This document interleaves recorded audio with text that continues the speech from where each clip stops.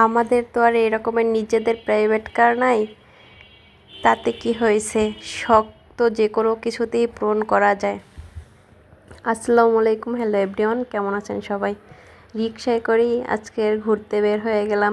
আসলে রিকশায় চড়ে ঘোরার মজাটাই অন্য রকমের। সেটা আপনি যত দামি গাড়িতে চড়েই ঘোরেন, সেই আনন্দটা বা মানে মজাটা আপনি ফিল করতে পারবেন না অন্য গাড়িতে বসে। রিকশায় বসে যেই আনন্দটা পাবেন।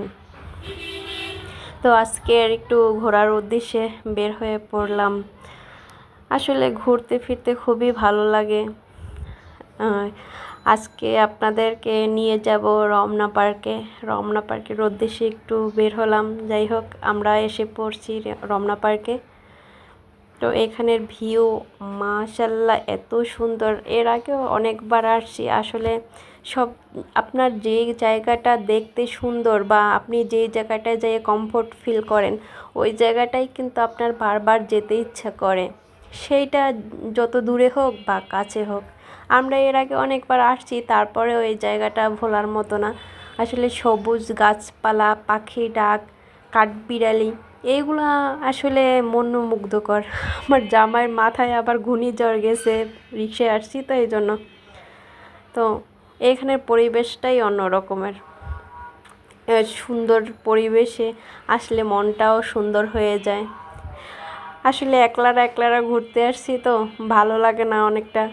কারণ অনেকে আছে যে শুধু হাজব্যান্ড ওয়াইফ এক জায়গায় ঘুরতে গেলে কমফোর্ট ফিল করে। আমার আসলে ওই রকমের না। আমরা দুইজনই এমন টাইপের যে আমাদের যত বেশি মানুষ হবে, মানে আমাদের যত গ্রুপিংয়ে বেশি লোক হয় তত আমাদের ভালো লাগে, আমরা তত আনন্দ ফুর্তি করতে বেশি পছন্দ করি। অনেকেই দেখা যায় যে একলারা ঘুরতে বা একলারা এক জায়গায় যে বেশি মজা পায়। আসলে আমরা তেমনটা না, কিন্তু শহরে এরকমের তো আর সবসময় সম্ভব না। তারপরেও নিজেরা নিজেদের মতো যতটুকু পারি ততটুকু আর কি ঘোরার চেষ্টা করি। আমরা আগে প্রচুর পরিমাণে ঘুরতাম, আর এখন একটু বাচ্চা কাচ্চা হইলে যা হয় আর কি, একটু ঘরবন্দি হয়ে গেছি আগের থেকে। তারপরেও চেষ্টা করি একটু বাহিরে যাওয়ার, ঘোরার। আগে অনেক ঘুরতাম। ওই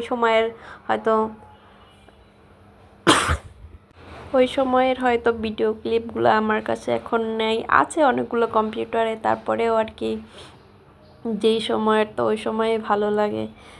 আমি আবার একটু মজা করছিলাম ওর আব্বুর সাথে। আসলে সবুজ গাছপালা যেইখানে, পানি আছে যেইখানে, আমার তো ওইখানে ঘোরার মজাই আলাদা। আমি বিশেষ করে